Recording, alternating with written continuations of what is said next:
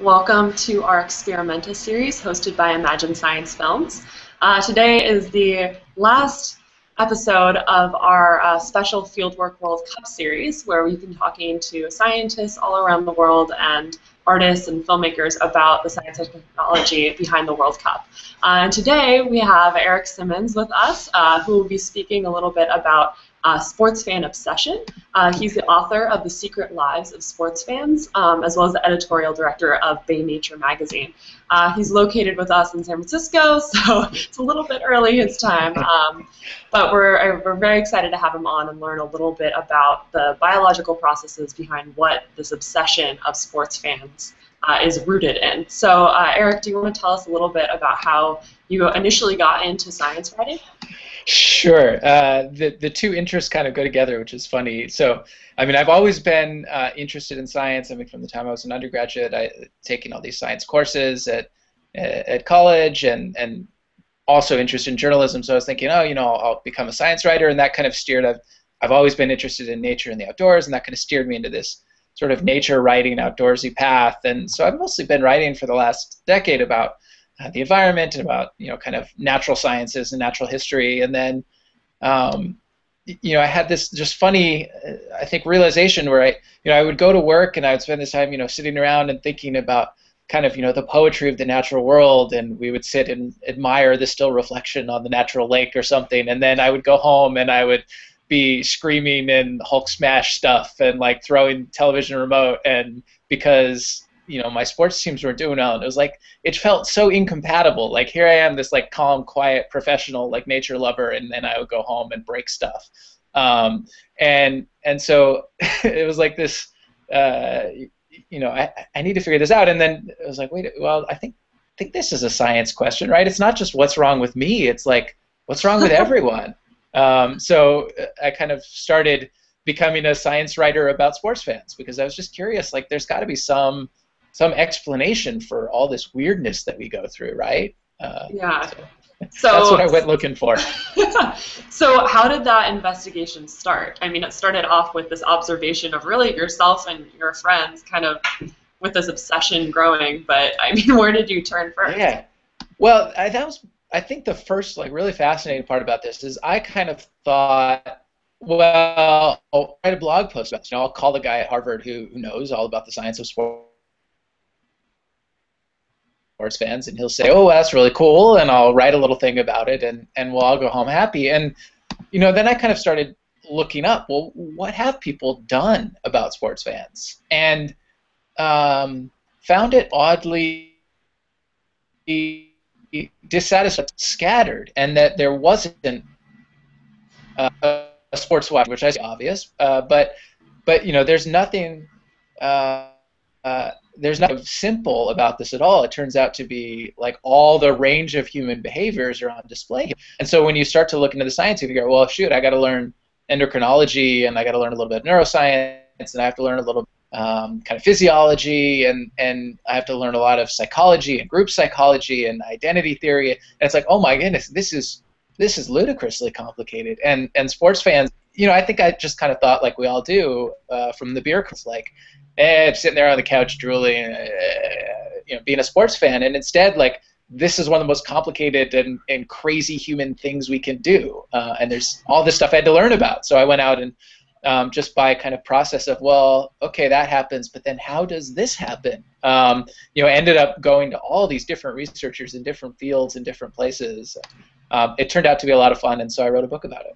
Wow. So do you want to walk us through, I guess, the biological process of watching your favorite team win a game or lose a game? I mean, are these processes the same?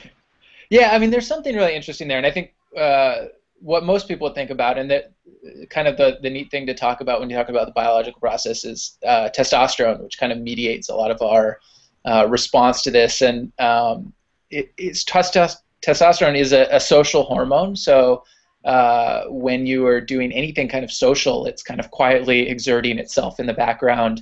It governs a lot of your interactions with other people. It's called a dominance hormone. It kind of helps us sort into hierarchies. And it's not just us. I mean, testosterone is found in all mammals and a lot of animals. I mean, you actually see a lot of this this early work in testosterone and in competition coming from birds, and there's some in fish even.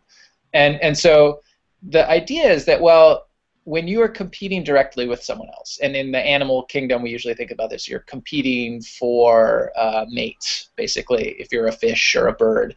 The testosterone influences how you compete. It influences when you compete. You have a little surge of testosterone before you fight another male for a mate or something, and then if you win, the theory says, and this is pretty well backed up, it goes up again, because the theory is, well, that helps you go on and fight someone else. And it's kind of associated with spatial awareness and with muscles and all this kind of dominance stuff. And so you see this in people too. When athletes win, their testosterone goes up. When somebody wins at chess, their testosterone goes up. It governs a lot of our interactions. The question is, does it happen in fans? And yeah, it looks like it does. It looks like fans have kind of the same response that players do, in that if you are a fan of a winning team, your testosterone goes up. If you're a fan of a losing team, it goes down. And it seems to go up in everyone before a game starts. And I think one of the, don't mind my car in the background there, but I think one of the really interesting things about that response is that the kind of major paper on it doesn't come from sports. It comes from politics, and it comes from the 2008 presidential election, where this guy who was at university, or was at Duke University at the time, was tracking the hormones of Obama voters and McCain voters, and he did a really great job on this. He had a very large sample size, and he was able to rule out a ton of other stuff. He was also tracking their stress hormone. He'd done a ton of pre and post-test questionnaires, and basically the only thing that changed was that in the Obama supporters, their testosterone went up, and in the McCain supporters and Barr supporters, the Libertarian candidate, testosterone went down following the announcement of the results of the election. And so there's this really interesting response. The other fascinating part about that paper, though, is there was nothing in women. This is only in men. And there's some disagreement about why that may be. And I think this is one of the most active areas of research right now. It's kind of this field of neuroendocrinology. There's just really cool stuff kind of all over the place there. So yeah, there's a lot to learn. It's really neat stuff. Wow, that's fascinating. So I know that there's a lot of comparison between this obsession with sports and addiction. Are there similarities between those pathways as well? Yeah, I think what's helpful there is to define addiction, and I'd start by saying kind of the process of how we move through the world. Like, say we all get off the Hangout, and I go downstairs to the coffee shop down the street, and I see that they have a little bag of cheese puffs. It's like, ooh, cheese puffs! I like cheese puffs, and so I buy a little bag of cheese puffs, and they're tasty. And so what happens is my brain has this little reward. It says, oh, cheese puffs are tasty. I'm going to give you a little dopamine because you enjoyed that. And the dopamine sets off this memory. It says, okay, you should remember. You went downstairs, you turned left, you went to the coffee shop. The coffee shop had cheese puffs. That's how you got them. Good, that's good to know. And this memory then drives this motivation. Okay, well, if tomorrow you go downstairs and you turn left and you go to the coffee shop, you can do it again. And you'll get that dopamine again. And so this is kind of how your brain motivates you to go through the world. And oddly enough, at least the addiction researchers that I talk to, there's not really a clear addiction signal in there, except that we all have some measure of self-control. So at some point, my self-control inserts itself and says, well, you've had cheese puffs 15 days in a row now, maybe it's time to stop. And so I stop. And if I keep doing it and it becomes ruinous, I mean, that's kind of the definition of addiction. And so, can you be addicted to sports? Sure, if it is something that you keep going back to it, and you keep watching, and it becomes ruinous to your life. You lose your job. You stop paying attention to your family. Not just I tune out my family for a little bit, but this is causing serious problems in your life. Yeah, then maybe you're watching a little too much, and maybe your self-control needs to say, okay, this is hurting me, and it's time to stop. And if you can't, then yeah, you could argue that you're addicted. I don't think that happens that often, but I think it's really interesting, this kind of fascinating fine line between this necessary cycle that governs all of our passions, that gives us the motivation to practice, to become great at anything, at the cello, at sports, is also kind of really teetering on this line between passion and addiction. And I think drugs are interesting. They're particularly insidious because they can actually act on the chemicals, the pathways of your memory. So they can lock in these heightened memories that make you have this heightened drive to find it again. And so there's some stuff that drugs can do chemically that I don't think sports can do, or watching sports can do. But I mean, you get a reward from sports. You get a little dopamine from watching sports, and so sure, it sets off this cycle. Wow. So in terms of watching sports alone versus in a stadium with a million fans, I mean, are the pathways different in that context as well?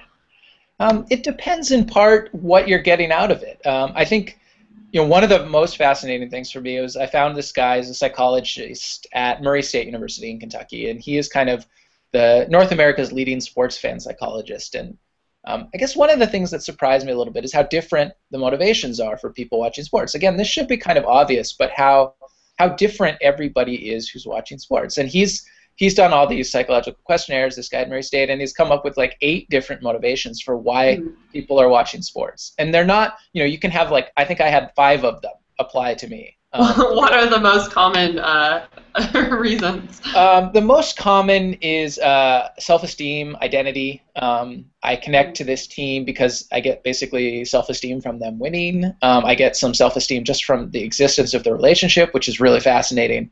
I get a sense of identity from them. A group belonging, sense of belonging to a community is really popular. The kind of I watch because my family and friends watch, because this allows me to engage with my family is very common. There's all sorts of, there's a lot of people. I watch the World Cup mainly for aesthetic reasons, and that's one. There's a lot of people out there who are sports fans who watch a lot of sports but don't have the crazy emotional connection to it, who just like to watch people in motion doing extraordinary things. And it's totally valid. It means that you don't throw the remote as much. But this is what I think of tennis fans.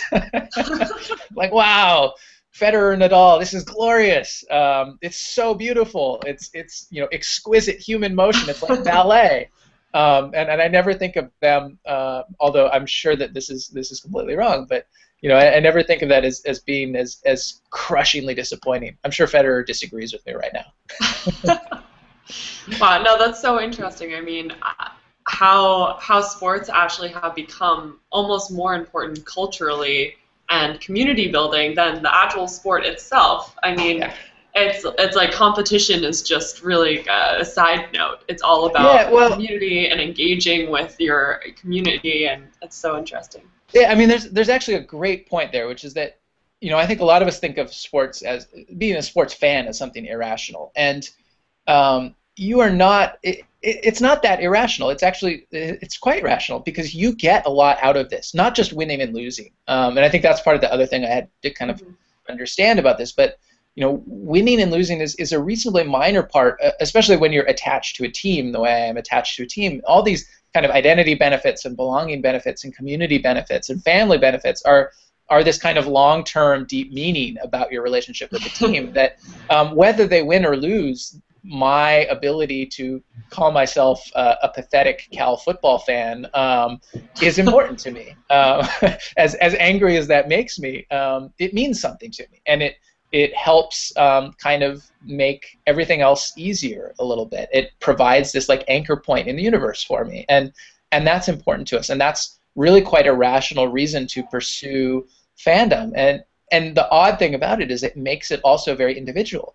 Everybody who's doing this is doing it kind of out of self-interest almost. And whatever the team does, they can do their own thing. And this is why you have the joke about rooting for the laundry, but that's why you're rooting for the laundry, because that's what gives you the meaning. Right. So any comments about the finals of this year's World Cup?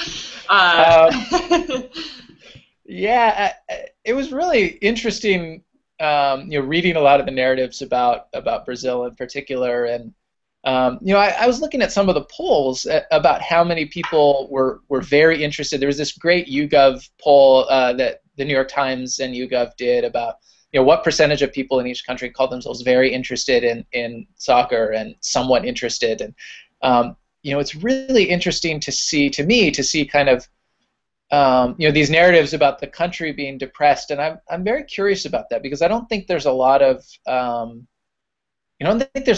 statistical work there on kind of how this affects a nation. I've always been interested in the question about, do you get a little political boost when your team does well? I think there's some implication that yes, you do, but all that stuff would be really interesting to me, and I think that this was the World Cup is like the most fascinating place to do that, because it's like this chance when it really is one of the great national competitions, and it ties in all this like political and national feeling as well as love of sports. So with Brazil, that would have been a fascinating study, as well as for a Brazilian who is very invested in the soccer team, this had to be a little bit of a challenge to your sense of self in some sense. You have this idea about there was the part of that poll, they asked who plays the most beautiful soccer, and like overwhelmingly it was Brazil, and everybody in the world thinks the Brazilians play the most beautiful soccer, except if you watched them in that tournament, there's no question that that's not true. And so like if you're a Brazilian and this is how you think about yourself, there's a little challenge there, and how you deal with that is complicated. I mean, it is a real emotional challenge. And it really has to do with that kind of self-esteem that you mentioned before, in terms of this whole culture, going through kind of this self-esteem identity crisis almost. Yeah, well, any fan of a losing team, has suffered some blow to their self-esteem, because it is your pride and yourself on the line. I mean, there's some pretty amazing science that suggests that this really is a very literal extension of yourself, that the team is in some sense in your brain inseparable from your own personal identity, and so when they win and lose, it's basically treated as if you had won or lost, and there's a variety of ways, reasons that might be, and ways that work in your brain, but the upshot is that it's not just like you see them and think you're part of them. And, people always complain like, oh my God, it's so irritating. Like they keep saying we won. It's like you didn't win. You were sitting there 5,000 miles away from the stadium. Well, I mean, there's actually some confusion in your brain. You really do think, yeah, we. And so it hurts. I mean, it's a real emotional trauma when your team loses, especially in something high stakes like that. Wow. So another question that I have is regarding, when this obsession turns into an act of violence. I mean, we hear stories about, for example, in San Francisco when, the Giants are playing, or the 49ers, I mean, there's buses lit on fire. I mean, sometimes it gets really out of hand. Do you think that, when does that line get crossed in terms of this healthy sports obsession? Yeah, this is a great question. I think it's one of the most interesting and probably important places to look. And I think most people have a pretty reasonable relationship with their team. Most people do have this kind of self-control that tells them that's not right. And I think maybe the most important thing to understand here is that none of this is predetermined. Like all human behavior is so plastic. I mean, this is what makes us. This is what human nature is the ability to kind of control ourselves, to change our culture, and culture is just incredibly influential. And I think that there's a lot of ways that sports sets us up to kind of be less empathetic to other people. And this is just true. It's not because of anything unique to sports. It's because sports is a group activity, and because it allows us this arbitrary division into groups, and we're competing over something. And so it introduces these elements that set off things about what it is to be human, that make us less tolerant, less empathetic to other people, and allow some of this stuff to happen. But in places where you have a strong culture that's not what you do, people don't do it. So I think there's a couple of things going on. One of which is alcohol, which lowers inhibitions and also can increase your belligerence. Like if you get rid of alcohol and you get rid of a culture that says it's okay to have any kind of violence, if you have a culture that says we don't even yell at the other team, that's what will happen. That a lot of people say, well, that takes the fun out of it. I go to yell at other people. I go to drink. Well, okay, fine. But that's kind of an understood part of the deal is, well, some people are going to drink enough that they will lose self-control. So I think it's really interesting to watch that. I talked to a lot of crowd psychologists too about fan riots, which is a really interesting.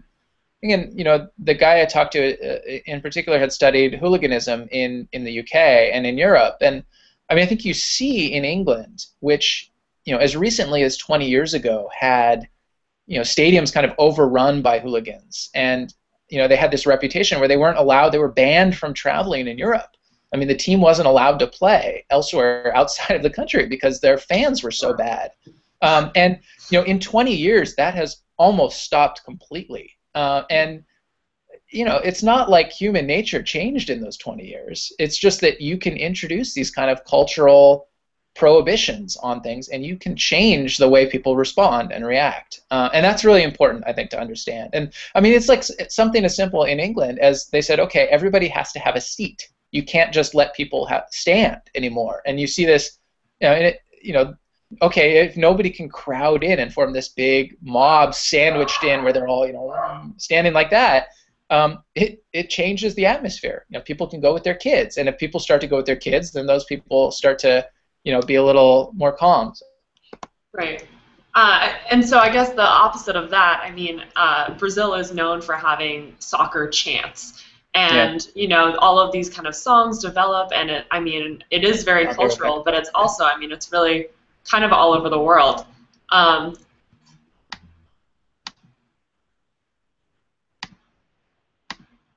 So I guess, do you have any comments about...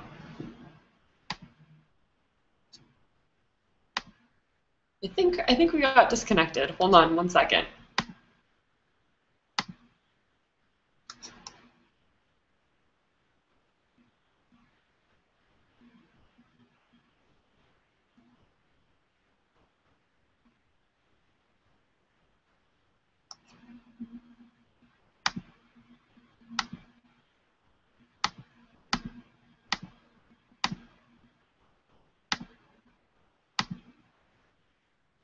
Sorry about that. We're having a little intermission.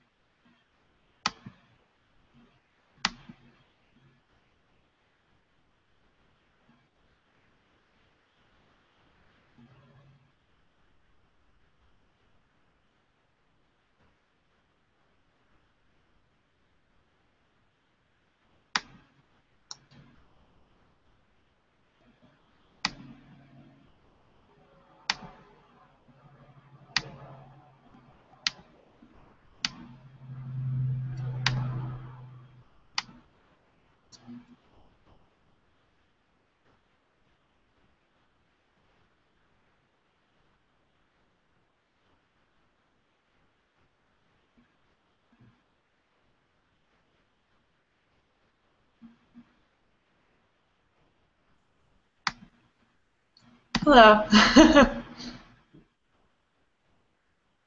Sorry about that. My power cut out. Oh, no problem. So I was asking about this idea of creating chants about sport teams and how that's really a big cultural part of the game in Brazil. Do you have any comments about kind of that process and how that occurs? Yeah, I mean, there's some really interesting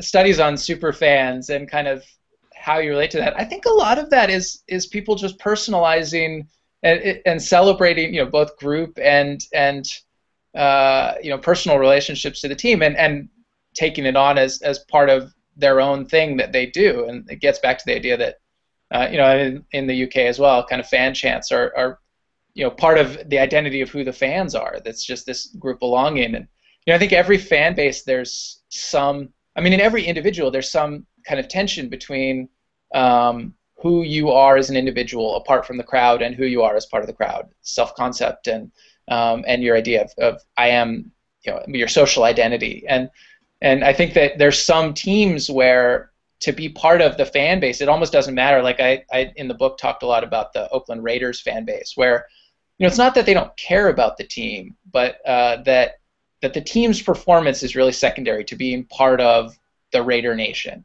And I think with very loyal soccer fans, you see that it's not that the team's performance doesn't matter, and clearly in Brazil it does, and clearly with a lot of the English soccer teams it does, but that also there's this element of fan identity. We talked about these different motivations that part of the motivation of belonging, you really, really also find a lot of meaning and importance in being part of the group and in being part of the fan base, and you have this identity separately as a fan base that comes up with crazy chants or angry chants, or like the Argentines kind of edgy, insulting chants, or however you you think of kind of the identity of your group, and even within little groups within a larger fan base, there's some groups in the fans of the Manchester United soccer team, like there's some groups in there that have their own identity as we're this kind of fan, and there's some groups that have this kind of fan, and they're all fans of the same soccer team, but they have kind of different little fan identities within that larger base. So do you think that fan behavior has an impact, like a significant impact on the game, and kind of how players are responding to the energy in the stadiums, or no? I will defer to the players who occasionally say they think it did. I don't think there's much evidence that it does. I mean, I think that from what I've read, there's not much advantage to home field, which would mean that the fans probably don't matter that much. I mean, I think if you read interviews with players, they like playing on the road and hearing everyone go silent just as much as they like hearing everybody roar their name. I think that they enjoy those probably equally. And if you ask them honestly, is it more satisfying to hear everybody at home roaring, or is it more satisfying to hear 70,000 people suddenly fall silent and cursing you? I'm not sure which one is better. So I think you get more calls when you play at home, which helps. But it's easier to rest because you're at home. But I actually don't think that. I wish that we could, because then I could cheer harder and louder for my teams, my chronically underperforming teams. But I feel like I don't have much influence at all. Well, I guess on that note, like I said, we're all doing it for our own reasons. Well, thank you so much for joining us today. This was fascinating, and I think a really good way to conclude our series on the World Cup. Leaving on a positive note of fan obsession and how it's not irrational, or as irrational as we might think. Celebrate it. Well, thank you so much, and we hope to do some events with you in the future. I just want to remind our viewers that it does take quite a bit to keep us running, so if you would like to make a donation, please find our donation link on the event page. And Eric, thank you so much. I'm sure we'll all pick up a copy of your book and and learn more about our own obsessions. Yeah, it's totally rational. Don't worry about it. Thank you for having me. All right, thank you. Take care.